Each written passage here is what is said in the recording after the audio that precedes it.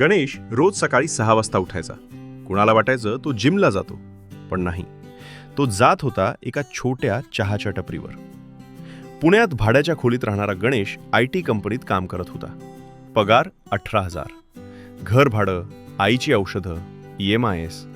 महिन्याच्या 15 तारखेपर्यंतच पैसे टिकायचे. एक दिवस ऑफिसमध्ये बॉस म्हणाला, कंपनी डाऊनसायझिंग आहे, काही लोकांना जावं लागेल. त्या रात्री गणेश झोपलाच नाही. आईला फोन केला, पण तिला काही सांगितलं नाही. आई म्हणाली, बाळा काळजी करू नकोस, देव बघतोय. दुसऱ्या दिवशी ऑफिसचा ID बंद झाला. नोकरी गेली. 3 दिवस गणेश कोणाला भेटलाच नाही. चौथ्या दिवशी तो पुन्हा त्या चहाच्या टपरीवर गेला. चहा देणारा काका म्हणाला, आज उशीर झाला बेटा. गणेश हसला, पण डोळे भरलेले. त्या काकांनी एक वाक्य सांगितलं, मेहनत कधीच वाया जात नाही, वेळ फक्त परीक्षा घेतो. त्या दिवशी गणेशने ठरवलं. त्याला मोबाईलवर व्हिडिओ एडिटिंग येत होतं. तो फ्रीलान्सिंग सुरू केली.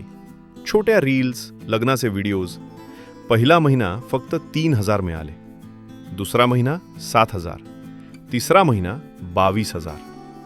1 वर्षाने गणेश महिन्याला 60,000 कमवायला लागला.